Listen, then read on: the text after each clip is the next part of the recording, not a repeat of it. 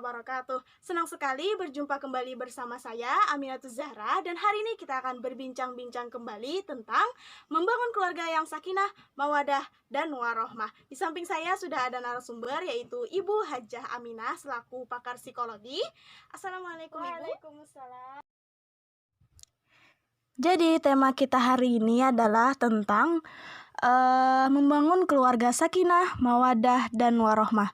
Nah, jadi berbicara tentang keluarga, Al-Quran dan hadis pasti sudah menjelaskan bagaimana sih berkeluarga dan tujuan keluarga itu apa sebenarnya. Silahkan, Bu. Iya, berkeluarga itu tujuannya ketentraman berdasarkan Quran Surah Ar-Rum ayat 21.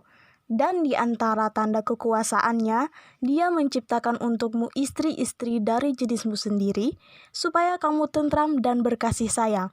Nah, jadi kalau kita menikah hanya untuk menyakiti atau balas dendam terhadap pasangan, implementasi dari Quran Surah Ar-Rum 21 ini tidak akan pernah terjadi seperti itu. Oh, begitu ya, Bu ya. Jadi yang namanya keluarga itu akan menciptakan ketentraman jika dijalankan sesuai hukum Allah. Nah, berkaitan dengan ketentraman, anak juga menjadi ketentraman dan penyunjuk mata, ya kan, Bu? Nah, dalam perspektif Islam, bagaimana sih menanamkan kebiasaan-kebiasaan edukatif pada anak dalam ruang lingkup keluarga dan juga masyarakat? Menanamkan kebiasaan-kebiasaan baik itu kan dimulai dari diri kita sendiri sebagai orang tua. Anak merupakan mesin fotokopi bernyawa. Jika orang tuanya memiliki kebiasaan-kebiasaan baik, kita ambil contoh misalkan orang tuanya itu taat dalam beragama dan juga suka membantu masyarakat bergotong royong. Nah, secara tidak langsung anak akan merekam apa yang dia lihat tersebut. Sejalan dengan teori koneksionisme oleh Edward Lee Thorndike, bahwa belajar itu terjadi akibat asosiasi antara stimulus dengan respon. Stimulus membuat kesan terhadap panca indera, sedangkan respon akan mendorong untuk bertindak terhadap apa yang telah dilihat oleh anak. Oh, iya, Bu. Benar juga ya, Bu ya. Tidak hanya menanamkan kebiasaan edukatif, sebagai orang tua dan calon orang tua, khususnya saya, pasti memiliki kewajiban. Salah satu kewajibannya itu adalah memenuhi ekonomi dan kesehatan keluarga. Bagaimana itu, Bu? Berkaitan dengan pemenuhan ekonomi, pasti di dalamnya itu ada sandang, pangan, dan juga papan.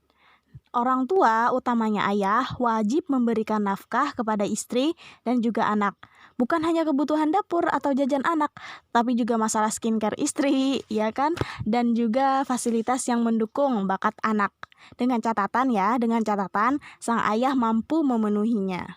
Selain itu, untuk menjaga kesehatan anak, maka bukan hanya tentang apa yang terlihat pada fisik anak, tetapi juga tentang kesehatan mental anak. Nah, itu juga menjadi salah satu kewajiban yang harus dipenuhi oleh orang tua. Seperti mengajarkan anak meredakan stres sedari dini, dengan melakukan hal-hal yang menyenangkan bagi anak, seperti itu ya.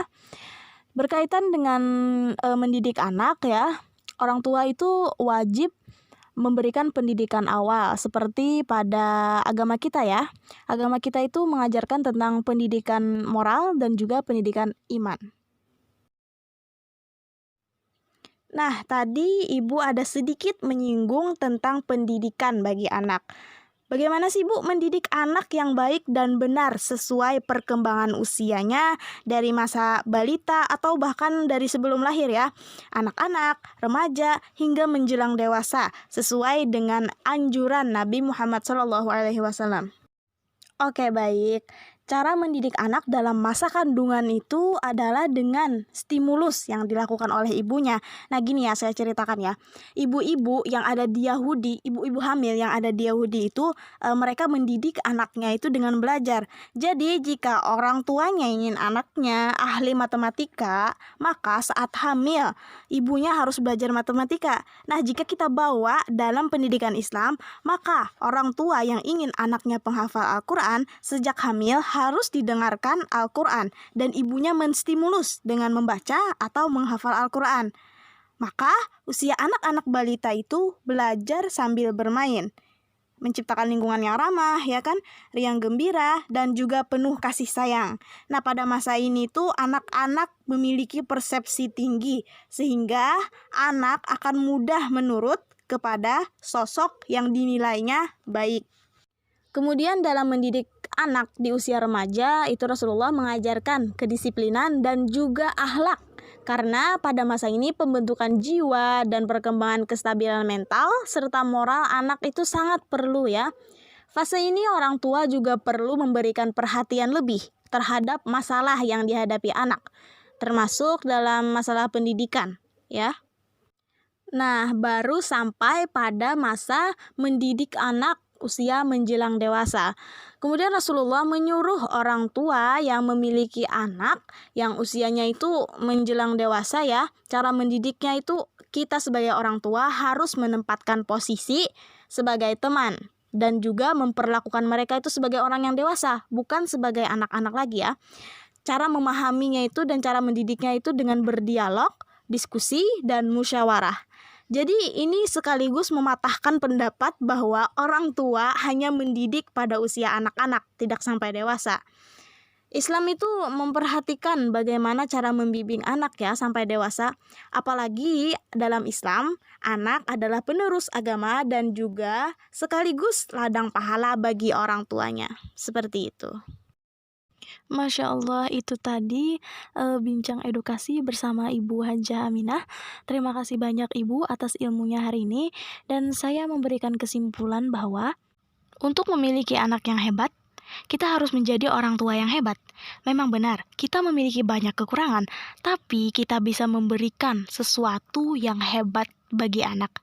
Sekian dari saya, sampai jumpa lagi. Wassalamualaikum warahmatullahi wabarakatuh.